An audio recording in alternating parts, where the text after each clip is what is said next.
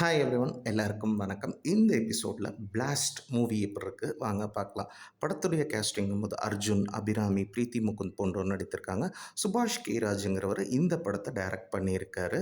Musical scoring வந்து ரவி பஸ்ரூர் அப்படிங்கிறவர் பண்ணியிருக்காரு. அருண் ராதாகிருஷ்ணன் சினிமோட்டோகிராஃபி ஹேண்டில் பண்ணியிருக்காங்க. பிளாஸ்ட் மூவி ஸ்டோரி லைன் என்ன அப்படின்னு பார்த்தீங்கன்னா, படம் 2004 துவங்குது. அப்படி இருக்க அர்ஜுன் வந்து ஒரு கராத்தே மாஸ்டராக இருக்காங்க. அவங்களோட ஒய்ஃபா அபிராமி ஒரு ஹவுஸ் ஒய்ஃபாக இருக்காங்க. அப்படி இருக்க இவங்களுக்கு நிலா அப்படிங்கிற ஒரு பொண்ணு இருக்குது. ஒரு தம்பியும் இருக்கார். அப்படி இருக்க அவர் வந்து கராத்தே மாஸ்டராகவும் இருக்கார். அவங்க தம்பியோடு சேர்ந்து மெடிக்கல்ஸும் வச்சுருக்காரு. அப்படி இருக்க சின்ன வயசுலேருந்தே அர்ஜுன் தன்னோட பொண்ணை வந்து யாருக்கு தப்பு நடந்தாலும் தட்டி கேளு, உன் பக்கம் நியாயம் இருந்துச்சுன்னா தட்டி கேளு, அதுக்காக கராத்தேலையும் அவங்கள வந்து ட்ரெயின் பண்ணி விட்ருக்காரு. அப்படி இருக்க கதை வந்து அங்கேருந்து ஒரு 15 வருஷம் தள்ளி வருது. அப்போது வந்து அந்த நிலாங்கிற பொண்ணு பெருசாக வந்துடுறாங்க. அவங்க தான் படத்தின் நாயகியான பிரீத்தி முகுந்தன்.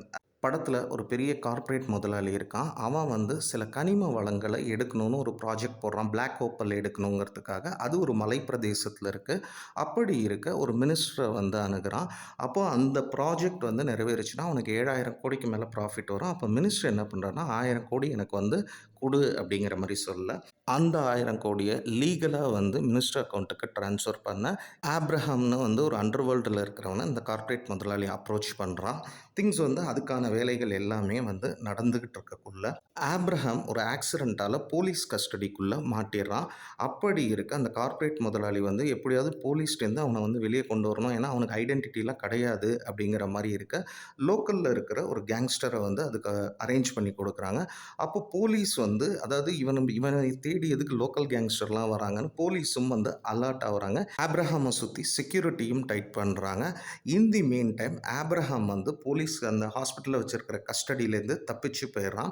அவன் ஹாஸ்பிட்டல் கஸ்டடியில் இருக்கும்போதே ஒரு ஷூட் அவுட் அவன் காலில் நடந்திருக்கு. அவன் தப்பிச்சு போனதுனால அதை ட்ரீட் பண்ணணும்னா சில மெடிசன்ஸ் வந்து வேணும்.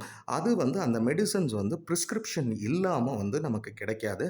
அப்போ என்ன பண்ணுறான்னா, அதாவது அந்த கார்ப்பரேட் முதலாளியை வந்து அந்த ஆப்ரஹாமை லோக்கல் கேங்ஸ்டரோட நீ இருந்துக்கோ, அதை வச்சுட்டு நீ வந்து பிளான் பண்ணி அந்த 1000 கோடி எப்படி மாற்றுறியோ மாற்றுங்கிற மாதிரி கொடுக்க. அப்போ என்ன ஆகுதுன்னா, இந்த காலில் ஷூட் அவுட் நடந்ததுக்கு மெடிசன் வாங்க இந்த லோக்கல் கேங்ஸ்டர் ஒருத்தனை அனுப்புகிறான் மெடிசன் ஷாப்புக்கு. யாரோட மெடிசன் ஷாப்னா அர்ஜுனன் ஃபேமிலி இருக்கக்கூடிய மெடிசன் ஷாப்பு. அன்னைக்குன்னு பார்த்து அர்ஜுனோட பொண்ணான பிரீத்தி முகுந்தன் வந்து கடையில் இருக்காங்க. அப்போது பிரீத்தி முகுந்தனோட அம்மா சொல்லியிருக்காங்க, தேவையில்லாமல் வம்பு சண்டைலாம் வச்சுக்காதங்கும் போது அந்த ப்ரிஸ்கிரிப்ஷன் இல்லாத மருந்தை கேட்கும்போது அந்த கேங்ஸ்டரோட ஆள் கேட்கும்போது கொடுத்துட்றாங்க. ஆனால் அந்த கேங்ஸ்டர் அமிச்ச ஆள் பார்த்திங்கன்னா ஒரு செயின் ஸ்நாச் பண்ணக்கூடிய ஒரு ஆள். அப்போ பிரீத்தி முகுந்தன் கழுத்தில் ஒரு செயின் இருக்குது, அதை எப்படியாவது எடுக்கணும் அப்படிங்கிற மாதிரி பார்க்க, அதுக்கு வந்து அப்போது ரிட்டாலியேட் வந்து என்ன பண்ணுறாங்கன்னா பிரீத்தி முகுந்தன் பண்ணுறாங்க. அப்படி இருக்க அவன் வந்து ஒரு கேங்ஸ்டரோட ஆள். அப்போது வந்து அதை ரிட்டாலியேட் பண்ணும்போது இந்த ஃபேமிலிக்கு அந்த கேங்ஸ்டர் கும்பலால் என்னென்ன ப்ராப்ளம் வந்துச்சு அதையெல்லாம் இந்த ஃபேமிலி வந்து சமாளித்தாங்களா, அர்ஜுனன் ஃபேமிலி சமாளித்தாங்களா, இதெல்லாம் தாண்டி அந்த 1000 கோடி மினிஸ்டருக்கு போச்சா, அந்த டீல் வந்து சைன் ஆச்சா, அதே சமயம் அண்டர் வேர்ல்டில் ஆப்ரஹாம்னு ஒரு பர்சன் இருக்கானே அவன் வந்து எக்ஸ்போஸ் ஆனானா, இந்த கேஸ் வந்து போலீஸுக்கு ஒரு டென்ஷனாக இருந்துச்சு. அந்த டென்ஷன்லேருந்து இந்த கேஸை வந்து போலீஸ் நல்லபடியாக க்ளோஸ் பண்ணாங்களா இல்லையா, இது எல்லாத்துக்கும் ஆன்சர் கொடுக்குற ஒரு படமாக இருக்கிறது தான் பிளாஸ்ட். இப்போ படத்துடைய ப்ளஸஸ் அப்படின்னு பார்த்தீங்கன்னா, நிச்சயம் வந்து அர்ஜுன் ஒரு சூப்பர் பெர்ஃபார்மன்ஸ், அபிராமியாக இருக்கலாம், பிரீத்தி முகுந்தன் உண்மையாலுமே ஸ்டீல் த ஷோ அப்படிங்கிற மாதிரி இருக்குது. அது இல்லாமல் சில சர்ப்ரைஸ் கேரக்டர்ஸுமே, அதாவது கேரக்டர்ஸாக வராங்க, அவங்க கொடுக்குற சர்ப்ரைஸஸுமே சூப்பராக இருக்குது. நடித்த நடிகர்கள் எல்லாமே இந்த படத்துக்கு என்ன தேவையோ அதை வந்து நீட்டாக கொடுத்துருக்காங்க. அதே மாதிரி அடுத்து இந்த படத்தில் பெருசாக ஒர்க் ஆகிற ஒரு விஷயம் என்னென்னா, இது வந்து ஒரு ஆக்ஷன் என்டர்டெய்னர் படங்கும் போது பேக்ரவுண்ட் ஸ்கோரிங் சூப்பராகவே பண்ணியிருக்காரு. அதாவது சில இடத்துலலாம் பேக்ரவுண்டே நமக்கு அந்த மாஸ் மொமெண்ட்ஸு, கூஸ்பம் மொமெண்ட்ஸ் வந்து க்ரியேட் பண்ணுற அளவுக்கு பேக்ரவுண்ட் ஸ்கோரிங் சூப்பராக ஒர்க் ஆகிருக்கு. இந்த படத்துக்கு தேவையான சினிமோட்டோகிராஃபிங்கிறது நீட்டாக ஒர்க் ஆகிருக்கு.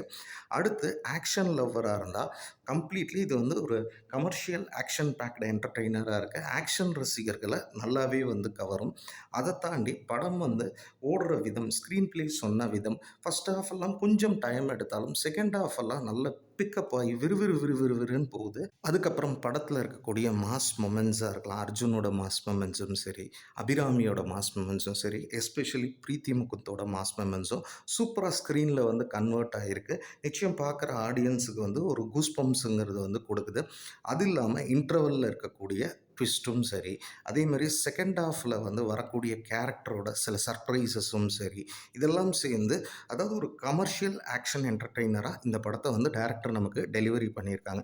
சரி, பிளாஸ்ட்ல வேற என்னெல்லாம் செஞ்சிருந்தா இன்னும் பெரிய பிளாஸ்ட்டா இது அமைஞ்சிருக்கும் அப்படின்னு பார்த்தீங்கன்னா, ஃபர்ஸ்ட்டு இவங்க வந்து இந்த படத்தில சினிமாட்டிக் லிபர்ட்டி, அதாவது ஒரு ஆக்ஷன் என்டர்டெய்னருங்கும்போதே நம்ம வந்து லாஜிக்க வந்து வெளிய எடுத்துட்டு தான் பார்க்கணும். ஸோ சினிமாட்டிக் லிபர்ட்டிங்கிறது வந்து நெறைய எடுத்திருக்காங்க. அடுத்தது பார்த்தீங்கன்னா, அதாவது ஃபர்ஸ்ட் ஹாஃப்ல வந்து நெறைய நாட்ஸ் வந்து போடுறாங்க. அதாவது ஒரு கார்ப்பரேட் முதலாளி, கேங்ஸ்டரு, ஒரு அண்டர் வேர்ல்டு, ஒரு ஃபேமிலி. ஸோ இந்த நாட்டு ஒவ்வொருத்தரையும் எஸ்டாப்ளிஷ் பண்ணிட்டு, அந்த மொமெண்ட் வர்றதுக்கு கொஞ்சம் டைம் எடுக்குது. When it comes to second half அத வந்து நீட்டா வந்து கொண்டு போயிருக்காங்க. கம்ப்ளீட்லி ஆக்ஷன்லேயே வந்து கொண்டு போயிருக்காங்க. இதெல்லாம் தாண்டி ஓவராலா பிளாஸ்ட் அப்படிங்கிற படம் எப்படி இருக்கு அப்படின்னு பார்த்தீங்கன்னா, அர்ஜுன் படத்தோட நாயகன் வந்து ஒரு கராத்தே மாஸ்டர். அவர் பொண்ணையும் வந்து நல்ல தைரியமா வளர்க்குறாரு. அட் தி சேம் டைம் வந்து ஒரு கார்ப்பரேட் முதலாளி ஒரு ப்ராஜெக்ட் பண்ண நினைக்கிறான். அப்படி இருக்க அந்த ப்ராஜெக்ட்டுக்காக அவன் சில இல்லீகல் ரூட்ஸ் எல்லாமே வந்து பண்ணுறான். அந்த இல்லீகல் ரூட்ஸுக்குள்ளே தெரிஞ்சோ தெரியாமலோ நார்மலாக வாழ்ந்துட்டு இருக்கிற அந்த அர்ஜுன் ஃபேமிலி உள்ளே வந்துடுறாங்க.